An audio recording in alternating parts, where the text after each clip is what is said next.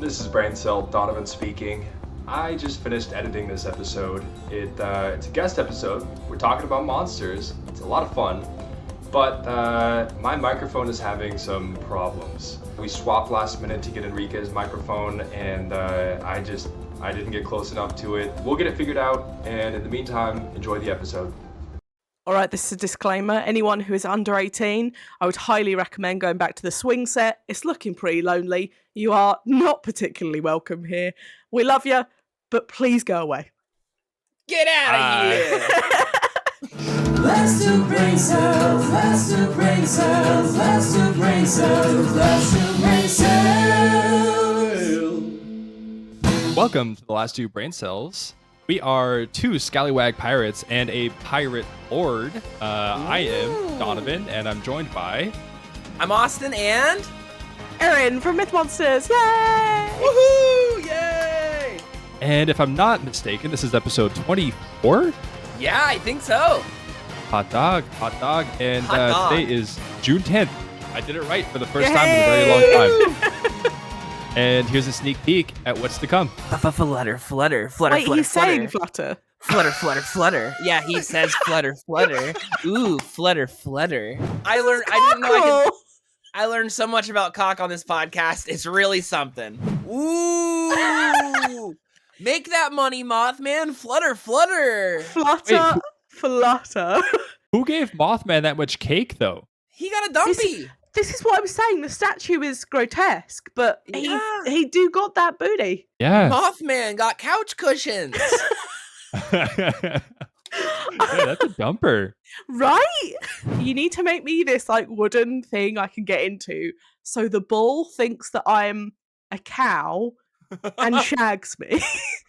All right, welcome everybody. Thank you again for joining us, Erin, from across the pond, as they say. Our first international guest. Oh, what a pleasure. What an honor.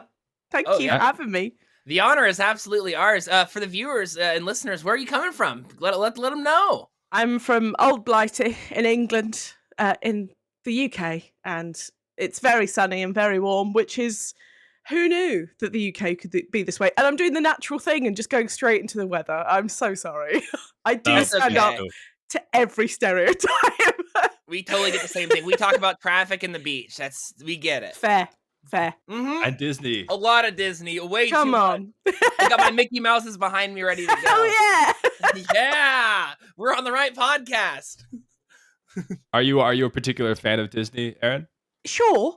I mean, I'm a 90s baby. It was the golden age, sure. I went to Disney Cali in November, actually, which was awesome. It was the first time in California. So very fun, very warm, very Christmas whilst it's 30 degrees outside. Oh, yeah. Very strange. But great food, great rides. What else could you want? Did I go into LA? No, I didn't. Good Honestly, ball. you saved yourself a lot of hassle. I think so LA too. is the worst. Amen. Yeah, we went up to the Hollywood sign for like an hour, and then we went and got food, and we were like, let's go back to Anaheim. Perfect. Let's get out of here. Yeah, exactly. But we went Sounds out for like BlizzCon, which was wild. Oh, yeah. Oh, Yeah. I had a roommate who was really, really into that. All 4 years of college, he would go. What's your poison when it comes to Blizzard? Oh, well, I've played World of Warcraft for 15 years. Beautiful. Hey. Big Warcraft gal, but I've also played Diablo since D2, so big Diablo fan. And obviously D4 came out, so I was very excited. I'd never been before. What a waste of fucking time. Really? I've heard it's gone was downhill. awful. It was so bad. That's They were rough. like, the queue was like going around, and like, obviously, I'm a Brit. I know I can queue forever, right? You But love like, queues. oh my god, it was just around the blocks, like, and it was a danger. And those roads are not safe. It was horrendous. And yeah, we ended up getting in and like bypassing half of the queue. And then it's literally just a presentation in this fancy hall that's dressed up all gothic and nice. And that's about it. So you flew Classic. all that way just for that, and then you flew back? Well, we wanted to do Disney whilst we were out there as well. So we did that, and we actually ended up on the second day of BlizzCon. We didn't go, and we bought another day ticket to Disney. There we go. man. We were like, Dumb fuck shit. that noise. I'm not going back. It was great. Highly recommend to anyone listening. Disney Cali is great. Amen. 100%. For a little bit of a background for our viewers, on you, Erin. So you had mentioned that you studied drama in school, I did. and mentioned that you're currently studying mythology. Was it? Yes, classics, myth studies, but technically Okay. it's classics.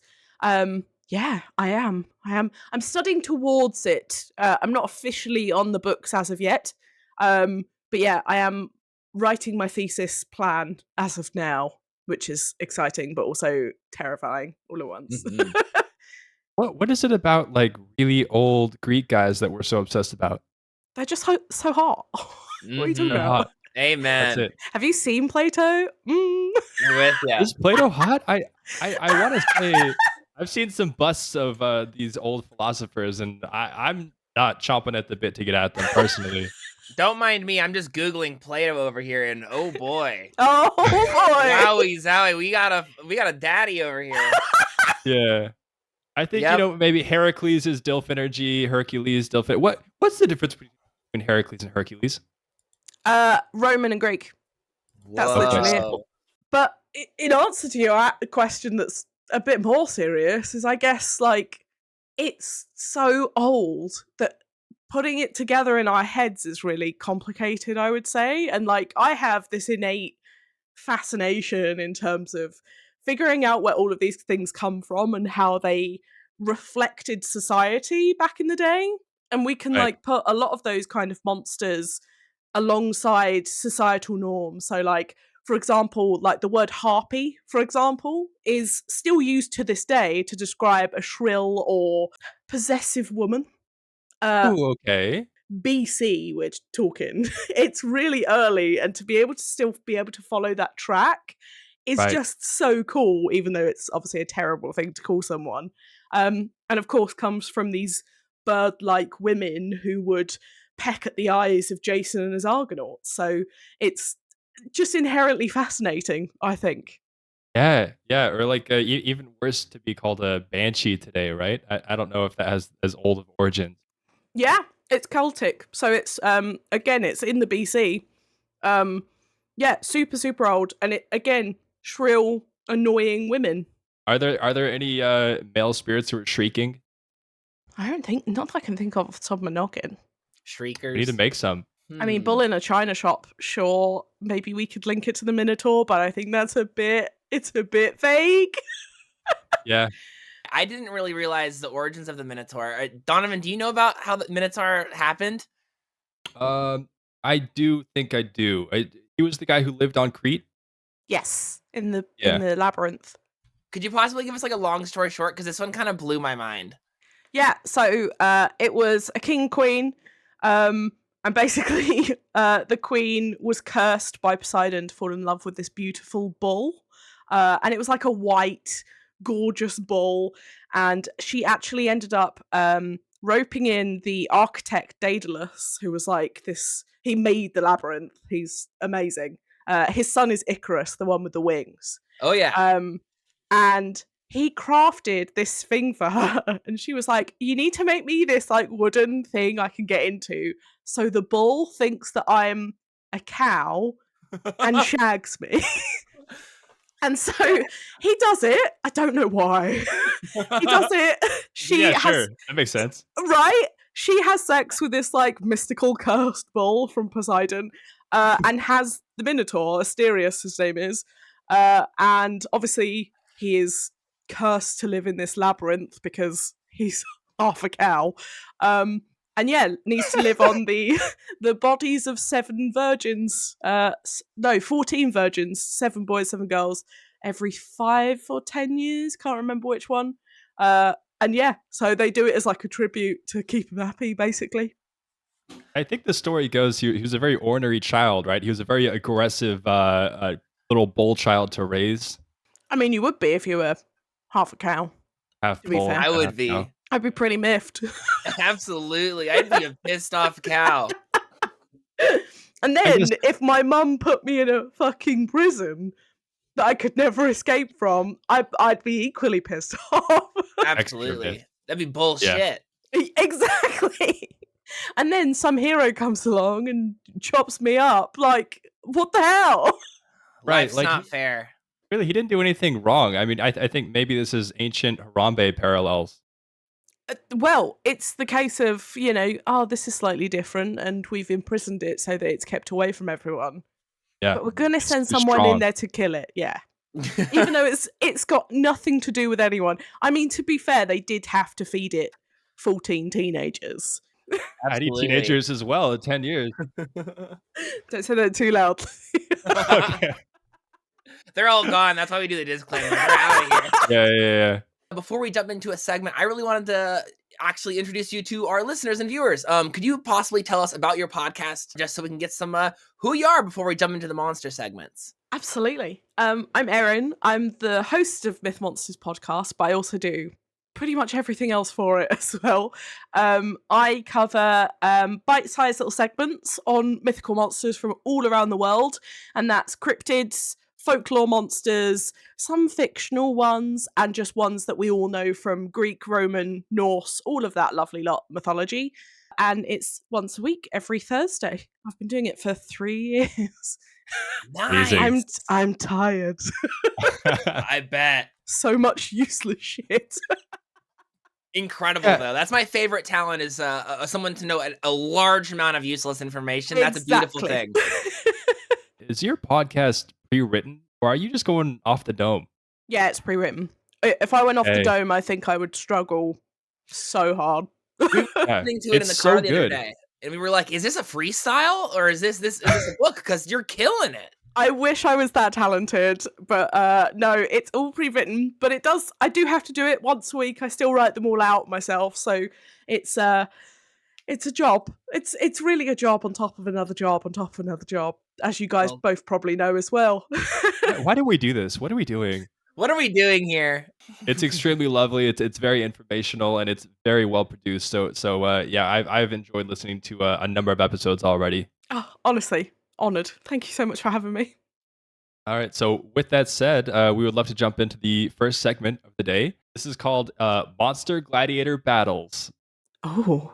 For this segment, we are going to put forth 2 monsters as champions in a hypothetical arena. We would love to get your input on wins if they're battling to the death and why. What's happening in the battle? Oh, I love this. Let's go. First off, round 1. The doors on either side of the arena are going to open, and on one side is a kobold. On the other side is a goblin. Oh, well, traditionally, and this is going on a traditional and not a video game sense, kobolds are pretty chill. They're pretty chill. Goblins, not so much. They are little antagonists. If we're playing D&D, chaotic evil. Kobolds are pretty chill. They just want to mine stuff, you know? Whilst I do think they would be very skilled with said picks, I don't think they're massively interested. Whereas I think if a goblin were put in that environment, absolutely, he's going out with someone's head. Very aggro. Okay, but say the kobold has he's given the instructions, he has the pickaxe, he's told, this is my enemy. I still don't think he'd go as hard. Goblins are quite scary. I wouldn't go against a goblin. I'd rather go against a really angry kobold than a slightly angry goblin. I just think they have more of a... Goblins also have more of that pack mentality, and I think if they were segregated, it would cause more of an issue and some social anxiety. And that would cause them to just go crazy. Internal downfall. Exactly. They're like, where are my powers gone? I've got no confidence. I feel so bad for putting the kobold in this position. Round 2, the doors open. On one side, it's a goblin and a kobold working together. On the other side, it's a brown bear. I feel like it would be the pair, and I might be biased because I do tend to go for a monster rather than one that's just a bear. What is a bear but a real monster, no? Well, he just wants to go hibernate, He wants a quick shag, get everything out of him, eat a whole load of stuff, and then go to sleep. That's the dream. Right? I want to be a brown bear. I'm taking notes. That's it. All he wants to do is survive. Whereas I feel like the other two are kind of out for a little bit more than that. They're out for mayhem. They're kind of more sentient, so to say, to make a decision about, oh, this is survival and this is what I need to do. I guess in the sense of like, would we put a human versus a lion and who do we expect to win based on survival? Well, we used to. Would you want to go in a pit with a very angry lion? No, definitely not. Unless it's like a Daniels and the Lion's Den scenario where they're all just like hanging out and chilling for a night. Like, that would be cool. But other than that, I'd skip it. I like to imagine that there was like a Roman Steve Irwin at one point that rather than battle, they ended up befriending the lion and spending a lot of nice time together. Oh, I miss him every day, I do. I really do.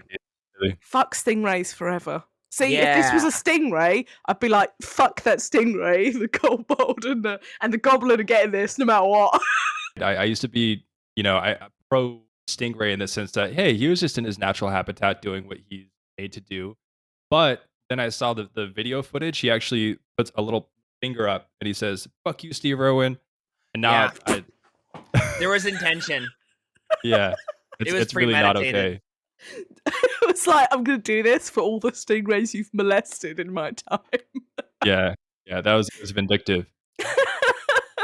Well, the good news is the battles aren't over. As much as these battles have been rough, there's blood all over the arena. It's getting really tough out there. But we have a quick little intermission battle before the main event. And out from one side, the western corner of the arena, we see a basilisk slither out. A good old slithery Slitherson.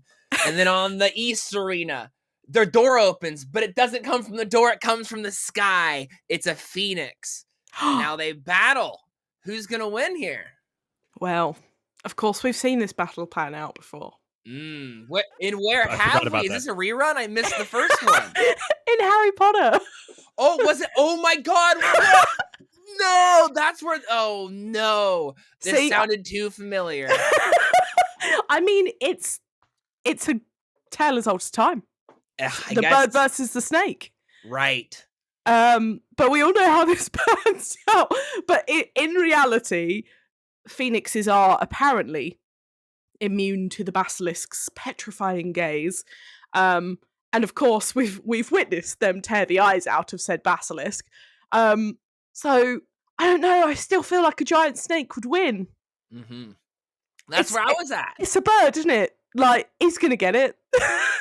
He'll get distracted by some bread or something, and then he's on the floor. And then I also thought if the phoenix comes back to life, he can just kill it again. It's not really a big issue here. It's actually a consistent meal. Mm-hmm. It's free snacks, eternal exactly. Snacks. That's actually not too bad. You get a free buffet for life. See, they should have just put a phoenix in with the Minotaur, no? They have to be a virgin, though. Yeah, I think that's the rule. That's the rule. Unless we could prove that the phoenix was a virgin. Yeah. Send him in like as a chick. If it's reborn, is it a virgin again? Born again virgin. I guess so. Yeah. Although would it if we're reincarnated? Are we virgins once again? I'm not sure. I think so. I think new body, new me. Yeah, new year, new me, but like, new body. Hashtag sell my body. Yeah. It's a hot phoenix summer. You're asking the good questions. Why didn't we put a phoenix in with the Minotaur? This is all we want to know. This is what we're here for. We're trying This is why we need you here. For round 4, this is another classic. I'm sure it's played out countless times, but we're curious about how it plays out from your perspective. What's your version like?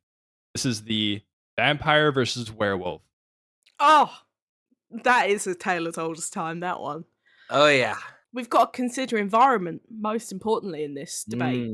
It's got to be nighttime. It's got to be a full moon. If it's not the night, actually, who knows? Because the vampire's going to be like in the corner, in the shade, like, I'll get you.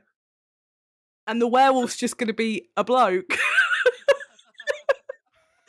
In like 20 days, son. Yeah. Got you. Oh, I'm gonna get you. Okay. It's unfortunate. This Coliseum battle today is at noon. The sun is very bright. Oh, we're just both in the shadows. No one's coming out. The arena's booing. Whoever managed this event just had no idea how monsters work. How unfortunate. Let's say it's 12. It's midnight, and it's a full moon out. Beautiful. Oh, you know what? I don't know. I feel like naturally I want to go to the werewolf out of the two. I think it's just because they're, apparently they grow bigger. They're like these giant animalistic boys. I just don't see a vampire being able to overcome it in the sense of they're just fancy blokes, aren't they? That's true. That's according to some, they have super strength, right? And they're some fast. other nifty abilities. They do, and they can turn into the little bats. True. But fleeing isn't an option because that would make them cowardly, and these are gentlemen we're talking about. Oh, yeah, right. They would never flee. I think it'll be very evenly matched, to be fair. But I think out of either of the two, I would naturally go werewolf. We were listening to your podcast, and I want to make sure if we're on record correct here to say you are still Team Edward, though. Always. I'm with you. Yes! We've talked about it. If I was going to go Edward or Jacob, it's always Edward. But if I had to choose from outside the ring, I'm going Team Bella's dad. Team Charlie. Oh, Charlie Swan. Team Charlie, that's our man. Perfection, that man. Look at that mustache. That's my guy. Is he cute? I've never seen. I'm gonna. Oh, he's another Google dad. him right now. He is Play-Doh. Yeah, he looks slightly like Tom Selleck. So I was gonna say you can kind of get away with the nice country vibes. Oh yeah. The sixth Google result when you Google Charlie Swan, it's just a picture of him with large pink text that says "Daddy." Yeah. So it's interesting, actually, if we're going to analyze the combat of the day, that you've chosen every single time the monster with more aggressive initiative. It's not necessarily the more powerful monster. It's whatever is more, I want to kill you. Yeah, I would say so. That's a fair description. Checks out to me. We'll see if that tracks for my final question for you. Ooh. There's a monster in today's world, and it's any monster that you can choose, but he's a terrorist. And he's the FBI's #1 most wanted terrorist in the planet. And so the president is going to send SEAL Team 6 to capture him, dead or alive. Immediately, it's Bigfoot. It's gotta be. Yeah, It's the gotta boy. be. Right? Like, firstly, all of these terms are very American. And so immediately, I don't know what SEAL 6 is, but I was like, that sounds military. Okay. This sounds good. But also, he's the most famous cryptid of them all, bar Loch Ness, maybe. Sure. I actually think if they really decided, in reality, I think if they put a task force of some kind together, like the actual government went and had a look for Bigfoot, I think we'd find some really interesting stuff. Like a real funded one. I'll be honest, I'm not a Bigfoot believer. I'm not. I love the concept of them so much, but I just think it's wild. And the concept that people go out spending their actual time, very limited time on this planet, looking for Bigfoot scares me, but also fascinates me all at once. Actually, I go out every weekend. You're gonna get him next weekend. Next weekend, you got it. All of our Bigfoot believers are pissed right now, but I love it. I love how enthusiastic everyone is about it. But Appalachia, it's like this wild concept that everyone's spooked out about. If we actually took the time to go through it and really started noting stuff down, I think it would be really interesting. Just to be like, oh, well, there's a seismic shift or something in there, or some weird electromagnetic pulse, or that makes it creepy. I love that concept, but I don't physically think they would find anything massively proving. I think they would just find a lot of deep woods rednecks. I think that's primarily what you'll find. Yeah, great. And maybe they're the big feet. Ooh, spooky! Gives you the chills almost. Bigfoot and Sasquatches. Same thing, different thing?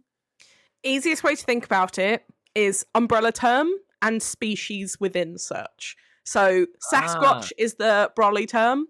So within that, we have Bigfoot, Yowies, which is the Australian version, and Yetis, for example. So these really big ones are kind of species within the Sasquatch umbrella. So that's the best way to kind of think about them.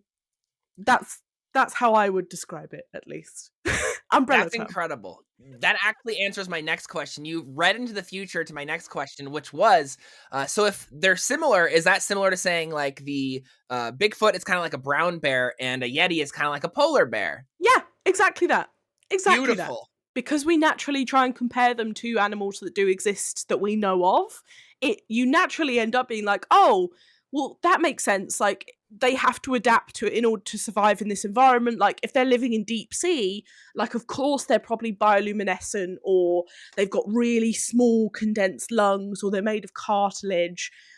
It's all of those kind of things where you naturally go to when you're thinking about them just by accident. And then you're like, oh, but actually, this was just on a pirate map 4,000 years ago. Oh, yeah. And why am I thinking about this? But it's so interesting. And cryptids are definitely the ones that, because there is so much debate whether they are real, whereas, you know, most of us know the unicorn is not a real monster. It was most likely a rhino or just a really dramatic horse. But and we know that it was fictionalized eventually within and embedded itself within folklore. That is how most of them start. I'm not going to sit here and be like, I believe in every mythical monster. That's the point of them. They are mythical. But cryptids are so hard bound into being discovered, and Bigfoot is one of those ones that you kind of sit there and you go, I'm pretty sure that I don't believe in it, but there are people who really, really do. And who am I to sit here and be like, 100% no? Belief is an incredibly powerful tool. It And is. On that note, I would love to know, like, among all of the monsters that you've ever heard of, what would you devote some time to actually go hunt with the expectation of potentially finding it? It's got to be a sea monster, 100%. Ooh, yes. I think the biggest issue that we have with sea monsters is that we have discovered 5% of our oceans. Absolutely none of it whatsoever. And the one that I would probably push for is the Kraken. I was hoping you'd say Kraken. Yeah. We love the Kraken. Kraken's the best. I mean, I'm covering a monster this week called the Ningen, which is a sea monster from Japan. And it's a cryptid. And it's like, it looks like a beluga whale, but it's massive. And it's like got arms and legs, and it's like very humanoid looking, but it's like massively large. Quite freaky to look at if you want to have a look. I don't recommend. Oh, that's a spicy fella. Isn't it? We got a swimmer. Isn't it horrible? Oh man, it's like it feels like how when people Photoshop arms onto snakes, they either become more friendly or they become terrifying. I feel like this has the same potential. Like if this guy had a cute pose and he was, showing me some peace signs, like he'd be, sweet and he'd be chill. But he's coming through like with scary fingers, and I don't know if I trust this guy. No, me either. He looks like he'd rob you. Oh yeah, he's taking my pocket change. What is it about the Japanese folklore that's so much more creepy? I think it's because they just pick really normal things and make them creepy. In a sense of like, there's like an umbrella monster. I cannot remember what it's called for the life of me. It's a Japanese name, so it's and it's literally an umbrella with a foot and an eyeball. That's so cool. It's the coolest. But I think that's my next Halloween costume. The concept, right, of that household items all come to life. The Japanese folklore, and isn't the umbrella one of them that curse you and haunt you? Yeah, it's the same. There's some bits in British folklore that like that coming from our very, very early Celt ancestors. And it is that idea of the household is this sacred space. And if you don't respect your household and the things within it, everything will turn against you, and everything outside of the household will then turn against you as well. So like boggarts and brownies and stuff like that over here are really common household spirits back in the, Anglo-Saxon Celt days, because it was seen you had this nice tidy household that was very small and very humble, and if you didn't look after it, it would turn into a pigsty because it was one room. Right. And you'd end up hurting yourself or falling over. And of course, naturally, you're like, that fucking umbrella. If I hadn't have left that out, I wouldn't have fallen over it. But it is that really basic human, like, I want to fault something else and not me. And I think that's where that comes from originally, especially in British folklore. Are you ever just thinking like, just in case, I'm just going to set this book down a little more gently? I catch myself apologizing to inanimate objects almost all the time. Now I was gonna say I always feel bad if I like drop a stuffed animal wrong. I feel like, sorry, dude, like I didn't mean to do that. You know, Right? You never want to hurt nobody. Yeah, I have a stuffed anteater because anteaters are my favorite animal. Quite niche, but they're just wild creatures. And his name is Stanley, and whenever I put him on the floor in the evening to like, because I have a ridiculous amount of cushions because of course I am a female person, and I put him on the floor and I tap his little head and I'm like, night Stan, see you later. I remember growing up, all I remember about the basilisk was it was just big snake. Is there more to the basilisk besides just being a big giant snake? I mean, to be fair, the Harry Potter representation isn't too bad. It's a big snake. It's super venomous, like a snake, and it has that petrifying gaze. So that whole turning into stone thing, which was very much derived within the Greek space in terms of gorgons. So Medusa had her lovely snake hair and her supposed snake body, but she also had the power to petrify people with her gaze. And in theory, it was a Greek monster, the basilisk, because it was kind of invented by one of the famous Greeks, Pliny the Elder, who I talk about all the time. He was very hot as well, obviously. Of course. Very important. Love a good Pliny, yeah. Crucial. But they were born from a cockerel looking after a snake egg, and that created the basilisk. So if you had a cockerel that was looking after snake eggs, you'd be like, yo, bad idea. Oh yeah, You'll don't do regret that. You don't want What is any a of that. cockerel? A cockerel, yeah. Oh, a rooster. Yeah. Oh, I sorry. thought a cockerel was a monster. A cockerel's I a real did thing. too. Is that just a Oh, I'm rooster? so sorry. It's just a rooster. I thought it was just another monster I've never heard of. A cockerel.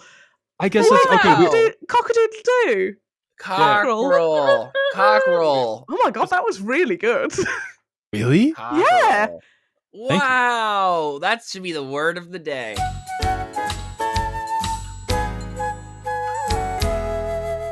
Word of the day. The word of Word the day is cockerel. cockerel. That's pretty I cool. can't believe you guys don't call them. I mean, now I think about it, I'm like, oh yeah, I've never heard an American say cockerel before. I have heard rooster. We don't call them roosters here. If you're old school or you're edgy, you call it a cock.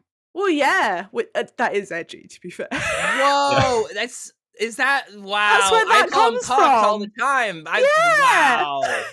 I didn't know I learned so much about cock on this podcast. It's really something. Yeah, we're trying to step away from. Oftentimes we have a lot of cock and balls talk. And we're trying to step away from that, but we just can't get away. It always finds us. Yeah, it chases us. There's so many dick and ball jokes, though. That's the joy. It's fine with me.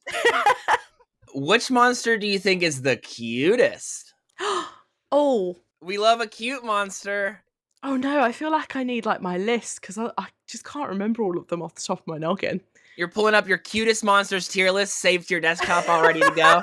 I mean, I did have a look. I did have a look at your fuckable monsters list. Oh yeah, your tier list earlier. I love slime. Yeah. Wait, what did you think? A Snurson is pretty sexy, no? You know what? I was like, what's wrong with the Gorgon if a Snurson is up there? Ooh, true. Gorgon was in like your bottom tier. They're pretty sexy. That's pretty cool. I don't know where their Snursy is. Yeah. We're still trying to learn. How's the Snussy? I don't know. Where is it? I don't actually know how snakes mate in any shape, way, or form. So see, with the Snurson, I can visualize it a little easier. I guess with the Gorgon, I guess I'm worried that you're limited to certain positions because of petrification. That is true. Yeah. But then I physically don't know where their insertion points are. Gorgon, you're at least guaranteed rock hard. So you have nothing to worry about there. And she'll put you in her garden afterwards as a nice little statue. Amen. All right, well, retrospectively, we'll up Gorgon. Gorgon's going to the upper tiers. I think they've got to. I do get the cat, girl, and boy. I get it. As a cat person, I understand. I get it. Yeah. What more do you want? Big Valkyrie. What about a tiefling though? The tieflings, I mean, or the succubi. Succubi too easy. If we say Yes, good succubi for point. sexiest monster, hashtag duh. They're the office a of good sexy point. monsters. Yeah, and at the end of the day, they actually adapt to your sexiest desire, so they're always going to be the sexiest. Genius. They would just become a snursin. One simple trick. Oh, I didn't answer the cute one. Oh, sorry. I'm sorry. I would probably go with like the traditional pixies, like the That cute counts. ones that you imagine from like fairy tales, like with the wings and very cute, and not the ones from Harry Potter, the blue gross Cornish pixies. They're Spooky. gross. But yeah, like the very traditional fae, I think are quite nice. Is Tinkerbell a pixie or a fairy? I think she's a pixie. I I'm thought not she was a sure. fairy, but she lives in Pixie Hollow canonically. He Because gets in the 3 movie strikes. they say, "I do believe in fairies. I do. I do. Yeah, it's not pixies, so she's a fairy, but she's from But Pixie she lives- Hollow. So there's mixed messages. Why she do was you- adopted why or do she you know moved at a this? young age. Too much Disney in my life. I got It all was the passion lore. you said it. You were like, well, she's obviously a fairy, but she lives in Pixie Hollow, so it's got to be this. That's like- my everyday life. It's a problem. Now, if he talks about Disney 2 more Oh, times, no. then I can enter his room and spank him very hard.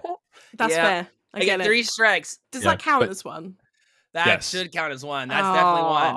Oh, Yeah. Austin, I'm sorry. I The shouldn't have first brought one up when we pixies. talked about it wasn't my fault. You brought it up, wasn't me. Yeah. That's true. I did. I'll take that. I have 2 left. You'd have to fly across the pond to come and smack me, though. Yeah, Oh, that's okay. Don't worry, you're safe. It's just You're Austin safe. Peaks on the line here. You are safe. Before I even name the segment, I would love, Erin, if you could just give us a list of 3 monsters that we might find in any forest, What, anywhere over the world? anywhere. I mean, the Jersey Devil is probably my favourite out of all of Ooh. those. I mean, in theory, the Moth Man lives in a forest. I guess. Holy hell. He's also my favourite cryptid of all time. He's kind of hot. he kind of it. Don't know what it is, but I'm standing over that bridge calling for the Mothman. Where are you, Mr. Mothman? I'm over the bridge. Your favorite. And I'd probably go with Baba Yaga from Slavic Holy fuck. mythology. Ooh. Yeah, Baba- she lives in a forest, kind No, of. can I ask, who is that? I'm familiar of the Babadook, but I don't know who the other person is. Oh, Baba Yaga is the one with she's like a witch that lives in the Slavic forest, so like Eastern Ooh. Europe, and she has a chicken hut on chicken legs, and she eats children and all of those fun Hansel and Gretel style witch Classic. stuff. But she flies around in a cauldron with a pestle as her broomstick. And she's pretty cool. Her house is the coolest. If I'm not mistaken, she's used to deter kids from around that part of the world from misbehaving. Like, hey, the Baba Yaga's gonna get you if you don't come home early tonight. To be honest, it's most monsters throughout history have been that exact reason for existing. It's that this is a dangerous part, and you can't just go, hey, there are wolves that are going to eat you, or you'll wander from the path and die of exhaustion. It's, the Babadook's going to get you, or Slenderman's Right. going to get you. Even as a grown-ass man, if you tell me that the Babadook's in there, I'm not going in whatever No. room. No. You could not get me in at this age, and I'm pushing 30, but you could not get me to do Bloody Mary. Ever. Oh, Never have. I never Nope. have either. Nope. I'm not even so much like saying, I don't even think it would happen, but I'm not going to do it. I'm not going to do it. Absolutely You're not not. touching me. Mm-mm. And to be honest, you're not a teenage girl, Austin. I hate to say it. Yeah. you don't know that. Doesn't work for me. Sorry. I'm off the Uh, list. If only I was eligible. I feel like I'm eligible for Beetlejuice, but I can't get Bloody Mary. Yeah, I think that would be right. Yeah. Okay, so to tie it back to the Segi, so you had mentioned the Jersey Devil, the Mothman, and Baba Yaga as creatures that we Yeah. might find in the forest. Could you briefly describe what the Jersey Devil is, just so we can picture this monster? Yeah, the Jersey Devil is described as this very, very tall humanoid looking thing, but with a deer's head, or a deer's skull head, and usually some very sharp fingers and toes, and he's very like elongated, if that makes sense. He's got very long limbs, very creepy looking, and generally quite violent. Pretty creepy, predominantly male creatures for our forest residents. So this segment is the mating call game. Oh, I'm Don't sorry, worry. Jersey Devil. I'm sorry. I'm scared too. Erin, you're going to be our wonderful judge for this segment. Austin and I are going to make mating calls my God. representing each of these creatures in the forest, and you can decide which one is the most doing the best job. Well, it's news to me. I guess I'm ready. Austin is like, yes, I get to imitate the Moth Man. I love him. Ooh, this actually is a dream for me now. I'm It might inspired. work. Ooh, I'm ready. We'll just see Mothman just poke his head through your window and be like, I hope so. Oh. Come on through, buddy. Austin, if you are ready, then do you want to go ahead and do Jersey Devil mating call? The Jersey Devil. It's like he's cornered. He starts off with like a slow fist pump on the ground because he's in Jersey. And he's like,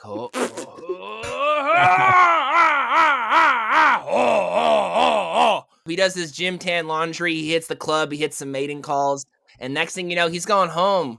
And he's set. he's got Snooky. He's got Snooky. Yeah, done. He's fine. Yeah. So now, Donovan, And you then- have to do yours, right? Yeah. I was thinking sort of like hey, how you doing? How you you looking good tonight? See, that's not bad. That's not bad. That's pretty bad. I'd struggle to say no. I He would was like, too. hey, I'm walking here. Yeah, I think we're both What are you going home doing with in this Snookies. part of the forest? Hey, you gotta be careful out here, kid. Given our two impressions, who are you going home with? If you're the Jersey Devil lady. Oh God. It's got to be you, Donovan. Yeah. The Jersey accent would just take me away. Thank you Easy. so much. Thank you so much. I gotta send out Hey. a message to my mama. And I'm sorry for all of our listeners from New Jersey and that region of the world. That was really tragic. Sorry. You might I be think like really well educated and have like a really like strong accent. Excuse you me. know?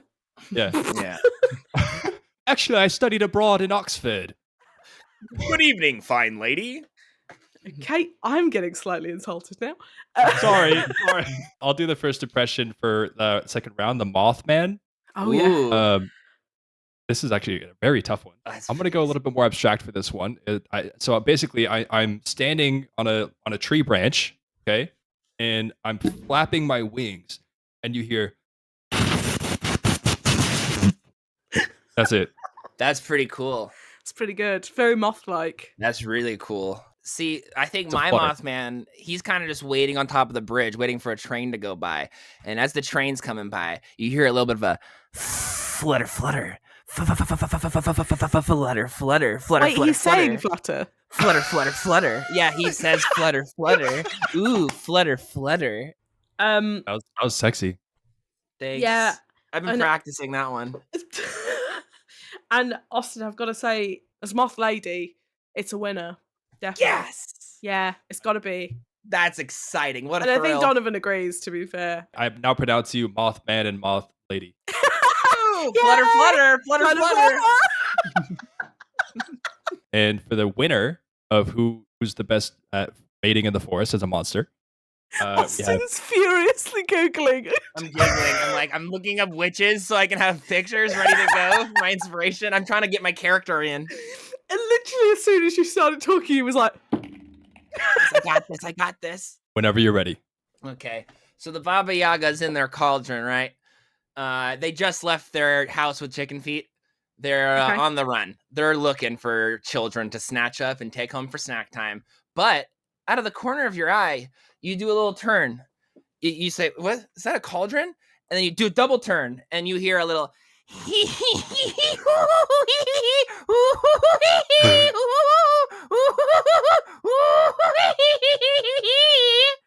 And then just a little wink, and flies away. Wow. tease.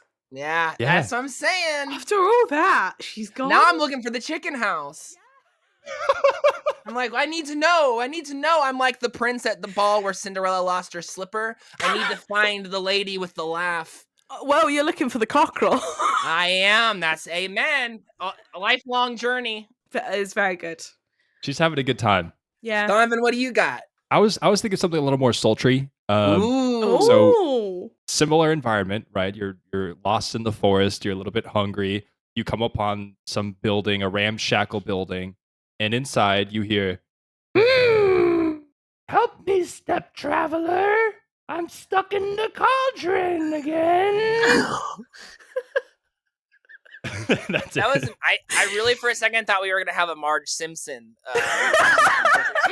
Shit, you're right. Homer. Oh, traveler. Oh, traveler. That was good though. I think that's Yeah. that's realistic though. You were very realistic. And I would be tempted just to see what a step cauldron is. Mhm. I'm stuck with my robes off, step traveler. Step traveler, that was it. Step traveler. Okay, that hits. That's pretty good. Yeah, and I've got to go with Donovan. I'm so sorry, Austin. Mm-hmm. He earned Let's it. go. He earned it. You're Thank the you better so much. Baba Yaga. I'm gonna get mad traveler pussy in the forest. All right, thank you so much for judging that. I hope that wasn't too scarring for you. A pleasure. A tiny bit, but in the best of ways. Yeah, as an expert, how accurate do you think we were? I think we were pretty close to the real deal. Almost identical from what I know. Love You to know, hear the it. reports I've read, Moth Man definitely goes flutter, flutter, flutter. Flutter, flutter, flutter. It's kind of sexy.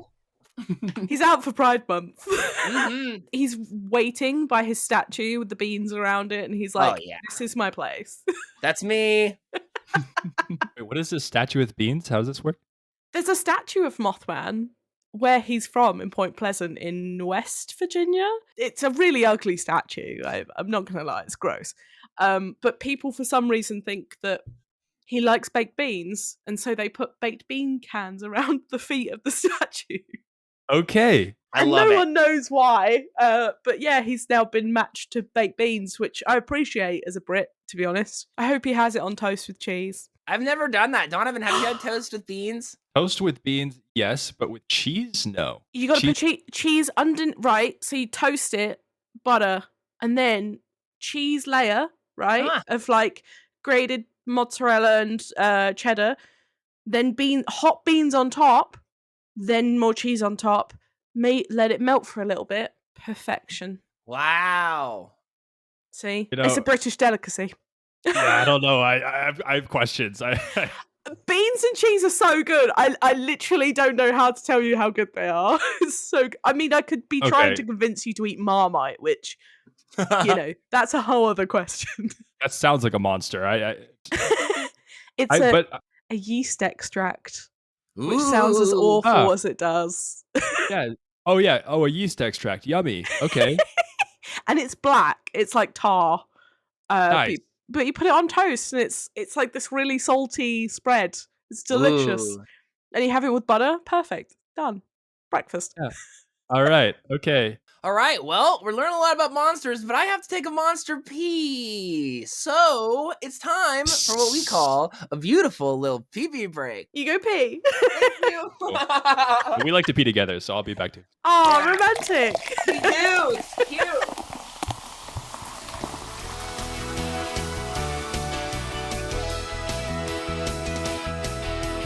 The boys are taking a pee-pee break. We'll be right back. Do you think there is a monster that is the most misunderstood, or a monster that people most often get wrong in media portrayal? Or are there any monster portrayal pet peeves you have in a sense? I think some people go way too hard. I think Bigfoot is a good example of this. Where it's like, I get it to an extent, but please don't make it your entire personality. Another pet peeve that it might just be the podcast part of it, but my podcast is called Myth Monsters, and it's not to say that all of these are monstrous by definition, right? In terms of we think of a monster and we think of, I'm going to eat you. Yeah, we think of Monsters Inc. You know, that's what a monster is. Fundamentally, you know, unicorns aren't monsters, but I cover them in my podcast called Myth Monsters, and people comment and they're like, unicorns aren't a monster. And I'm like, Technically. Yeah, dingus. I'm not saying they are. Dingus. I'm not saying they are. I don't swear on mine because I want it to be for kids. Yeah. Oh, you can We let it don't out want here, it to though. be for I let it kids. out here, yeah. Cut it out. That's it. But I'm like, I'd love parents to listen with their kids because that's how I got into mythology. So I'm very passionate about that. But outside of this, I swear like a sailor. Actually, the Australians, I will say, go for it the hardest. They'll speak their minds. You know, They I really love do. transparency of the Aussies. So do I, like with all my soul. But they're very defensive of their monsters, actually. Yeah. And I did one on the Yowie, which is like a Bigfoot over there. God, like 2 years ago. Yowie. They had a problem with the fact that I was calling it a monster. And I was like, but I'm not. He's a friend. I'm not fundamentally calling it that. That's just the name of my show. If I'm not mistaken, you did drop bears as well, didn't you? I did do drop bears. And there wasn't much backlash to that one. I think because they're a bit more silly. Koalas fall out of trees all the time. True. It's no biggie. But Yowie, apparently, they're very defensive of. Let me get this correct. Did you say drop bears? Yeah. Like the word drop and then bear. Yep. What is that? Because that's something that's brand new to me. Holy shit! Get ready. It's a This sounds fucking pretty koala. cool. Yeah, No. It's a real monster. It's a real thing. monster. Yeah. Well, it's like I feel like I just heard about a magic trick, but I heard about how it was done before I saw the magic trick, and now I'm like, what was the magic What trick? was the magic trick? I'm missing the middle part. I mean, realistically, they are ravenous koala bear shaped monsters. And obviously they are indigenous to Australia. And they climb up trees and they jump on tourists. Specifically, though, on tourists. Yeah, they'll know. They'll know if you're Aussie or not. They know because there's a thing over there called Vegemite, which is like Marmite, right? This yeast extract stuff. And the Aussies and the Brits swear by it. But basically, if you don't have it enough in your blood, the drop bears can sense it and they'll attack you. Oh, they know from a mile away, and they I start know, mate. climbing. They're in it. You're gonna go ahead and watch out for those drop bears out there. You're gonna go ahead. I wouldn't go that way if I were you. I mean, to go to Australia, it's a bit risky anyway. They've No, got their thank own you. monsters. I've seen those spiders. No, thank you. I couldn't do Oz for that exact reason. I'd love to, but the concept of having to tap out my shoes or going in a bathroom and them just being like, oh yeah, that's our resident huntsman. He just sits on the wall. He's the size of a fucking dinner plate. But he looks after us. It's like, fuck off, he looks after you. He should pay rent. He's that big. Yeah, that's just Steven. That's Steve. That's That's Steve. just Steven. Say hi, Steven. Named after the legendary crocodile hunter. Mm-hmm. You may have heard of him. We've got a Wendy's in my town. Whoa. My God. Great. It's amazing. We have a Taco Bell here as well. And Whoa. Now we're Off- talking. And I'm just going to say, and this is no slight to you guys, but our food quality is considerably better. Ooh. Sorry? I'm sorry? I'm sorry, babe, we don't wash our chicken in chlorine. We're a staunch Taco Bell supporter. I was eating Taco Bell yesterday, trying their new Cheez-It Crunchwrap Supreme. And I just wanted on record, it was the best Crunchwrap I've had in years. So Taco I said Bell, love a that. crunch wrap. don't listen to our resident British guest at the moment. She eats toast with beans and cheese. She doesn't know anything. You don't know what you're missing, man.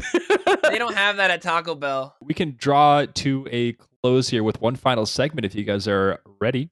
Yahoo! Woohoo! Let's go. This is just going to be a brief quiz where we're going to run through questions, and you have our lovely assistant, Austin, to help you out here if you want to talk through some things. So if you are ready, we are ready to go. 1 second, I just gotta let my monster in. He's clawing at my garden door. He's like, There's that. please. Let me in! And then 2 seconds later, he says, "Let me out." Yeah. What a I think great this is his monster. first appearance on the pod. He always Celeb. asks for the door, but he's first time having a full appearance.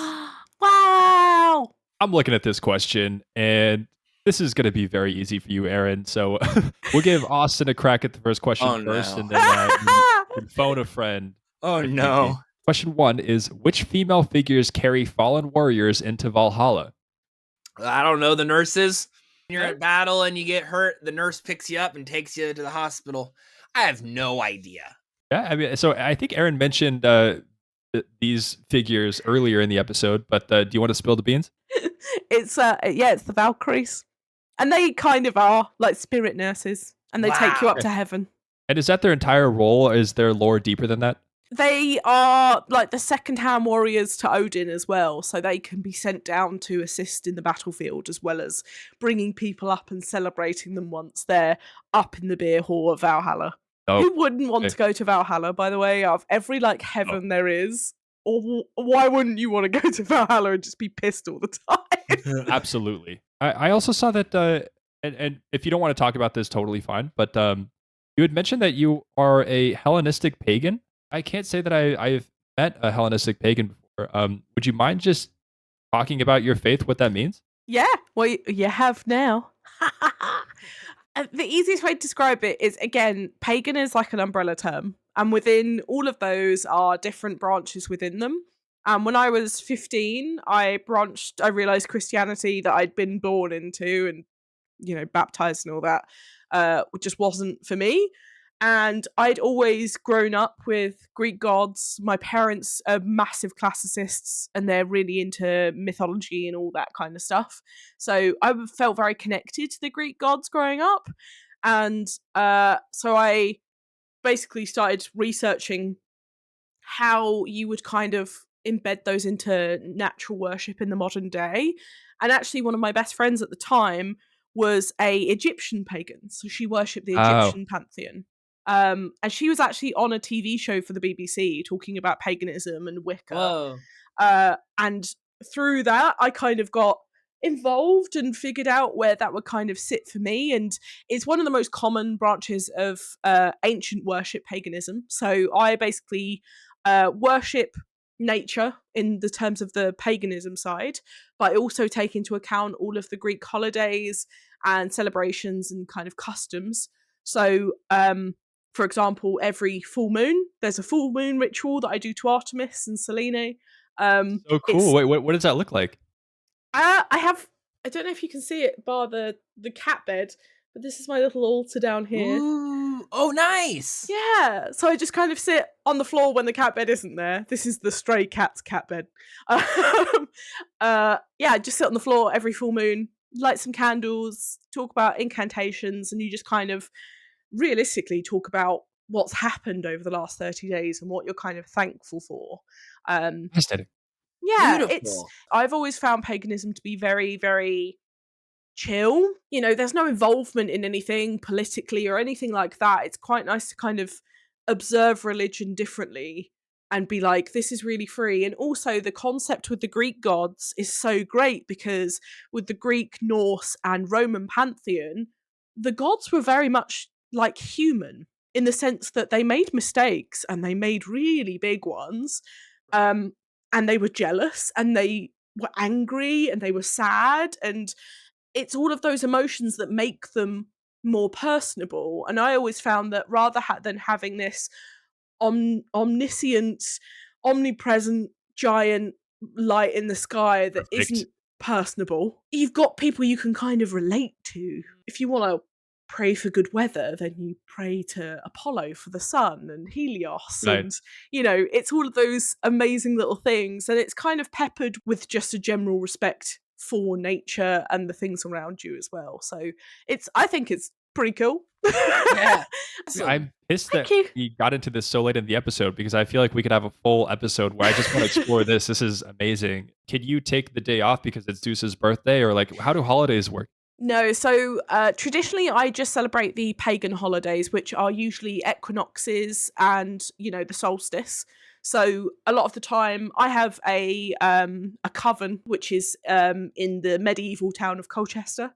And we all get together on those kind of days, get together and just celebrate. So spring equinox, for example, is fertility. And it's Easter, right? So it's all about giving back and it's having babies and all of this. You put together flower crowns and dance around campfires and really lovely holistic things, to be honest. Fun. This is so much more fun than Christian church. I gotta would pull up. Isn't if I it? could put a flower crown on, be like, "Yo, Jesus, this is for you." Right?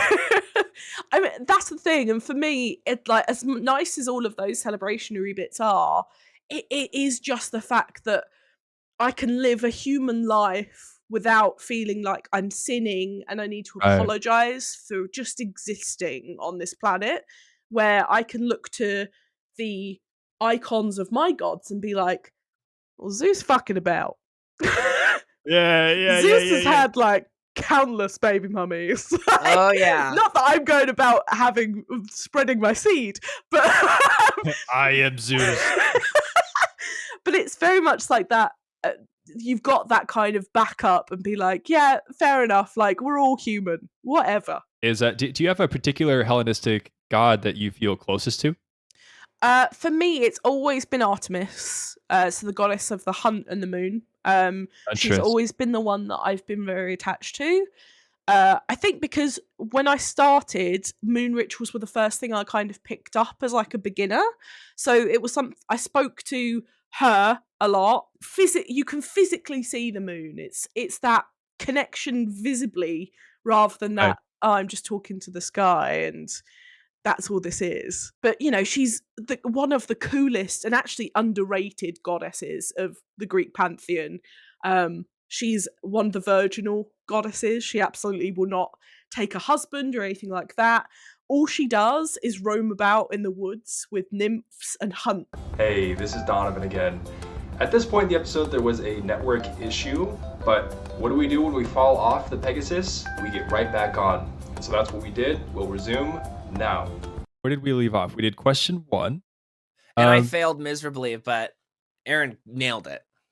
That's all right. We're still going to count that as a win because together we're able to find the answer. We were great, Austin. We did it. Thank you. This second one may or may not be more difficult. What chemical element is named for a god of the sun? Helium. After Correct. Helios. Ooh, good answer. Good answer. This is way too easy for you. To be fair, I did have to think about that one. Well done. 2 for 2. Thank you. Wow. So for this question, it's a ABC 3-part question. Okay. I'm going to describe a monster, and all I want you to do is name who I'm describing. Austin, I think this is more moral support. You can do it. You can do it. Yeah. But all right, so starting with A spirit of death known for its horrible scream. Isn't a banshee scream? Yeah. I mean, that's what I'm thinking. Austin coming through clutch. It's a banshee. Whoa! I played Oh, Phasmophobia, the ghost hunting game, and when I heard a scream, I knew who it was. Well Hey. done. Yes, I Next was up. helpful. We have a shape-shifting water spirit. Water. Shape-shifting. Shape-shifting water spirit. Wasp it. Oh, Selkie? They kind of count as shapeshifters. Okay, I think my description is just off here. So the answer that I have is Kelpie. Oh, the horses. They I can don't be know. shapeshifters. Yeah, they can be shapeshifters. Wow. You're not wrong. Horses they're most likely to turn up as horse. Got it. All right. Ah. Well, That was good. That stumped me. now the final description that I have is a beautiful woman that lures sailors to death with song. Oh, yeah, Austin, we you got got to our- know this one. We got our sirens. Yeah, dude. baby. I paid attention that week of freshman year Greek listening to books class. The correct answer that I'm looking for is Adele. Oh, well, obviously. Oh, yeah, That's that fair. works too. That's fair. If I heard You know- Adele on a rock, I'd be like, I'm going into.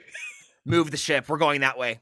For the perfect score, our final question. This is a 2-part question. Oh, First okay. part. What is the name of the sometimes mischievous, sometimes benevolent fox from Japanese folklore? Swiper. No swiping. No swiping. That's where they got him from. Kitsune? Excellent. Perfect. Oh, Yep. Follow-up question. What is the significance of the number of tails a kitsune has? Isn't it something to do with it's either 9 lives or it's like 9 is a super lucky number? One of those two things. To be honest, you're probably right. What I have here is it says the more tails, the older and more powerful it is. Oh yeah, no, that is true. I was wrong. That is true. Whoa. 100%. I'm sorry, I busted There our goes your perfect score. I'm so That's not- sorry, Austin. That's on me. No one's ever got a perfect score, so that's okay. I'll take it. I'll take it. Yeah. You might have to come back and get the record. Well, don't tempt me with a good time. Well, there we go. We would love to have you on again, but for now, I think you performed excellent on this quiz. Thank you. And thank you so much. You performed excellent on this episode as a whole. Thank you very much. Thanks Yes. for having me. Thank you so much for coming through. This is so much fun to like wake up for us and talk about monsters. Like this is a great way to start our day. Absolutely. I'm jealous that you started your day this way. It's banging.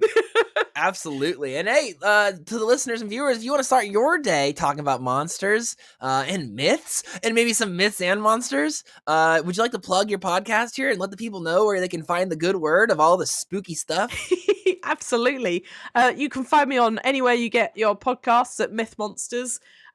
You can also find me on Twitter and Instagram and all of those good fun things. And I also have the website, which is mythmonsters.co.uk, because I'm over here in the lovely old Blighty. Yeah, come check it out. New episodes every Thursday. Yahoo! It's something to look forward to every Thursday. We love this.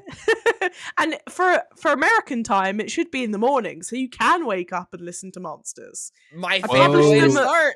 my time, 3:00. It's perfect. There we go. Our Thursdays are different now. No, thank you so much for having me, guys. This has been so fun. Yay! Absolutely. It's been our pleasure. Thanks so much for listening. We would love it if you could feed the algorithm daddy in whatever way, shape, or form he likes to be fed. He's hungry. Sometimes it's beans, sometimes it's stars, sometimes it's likes, but we really appreciate your support. Please tell whatever friends, family, or enemies you think might be interested in this podcast. And anything you have, Austin? Also, check out our Patreon. We started a Patreon recently. If you want to support the show and keep it on the road and rolling, check that shit out. Patreon.com/L2BC. But most importantly, have a nice week. Thanks for listening to this little fun little fiesta we have. This is such a freaking blast. So thanks for being on the journey with us. We like to do a little creative outro for each episode. And on theme, we would love it if Erin would take a seat in the psychologist or therapist chair, whichever it is, and The if you sorting could hat. just assign each of us, including yourself, a monster. Who do you think we are if we were to be monsters? You can pick Oh. anything. This could be really horrible. I'll take slime. I'd love to be a slime. He wants to be a slime so Don't let him bad. be a slime. It's gonna fulfill something deep within him that you don't want to go there.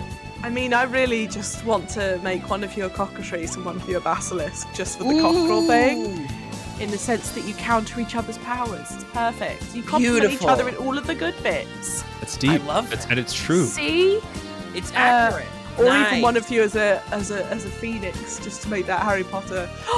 I could be the phoenix. Whoa. There we That's go. pretty cool. I love Rising from the ashes, each time a virgin. And I wish. it. We figured out that's how it works. It's fine. That's how it works. Yeah. I haven't think the died most- yet, but we're getting there. most importantly, which one of us is the cockatrice? Who's the snaky? I think Austin, you've got to be the cockatrice. Ooh. I'm so sorry. Yes. And then Donovan, you're the basilisk, the more sultry and The snaky quiet. energy. I Yeah. get it. But not in a Slithery. bad way, but in like a cool, powerful way. Slither, And slither. then Austin is the silly cockatrice that is a 7-foot chicken. Signing out as a sultry snake and silly cockatrice Yes. and born again Phoenix Virgin. Thank you so much for joining us. Thank you. Yahoo! Have a monstrous week. We love you. Peace.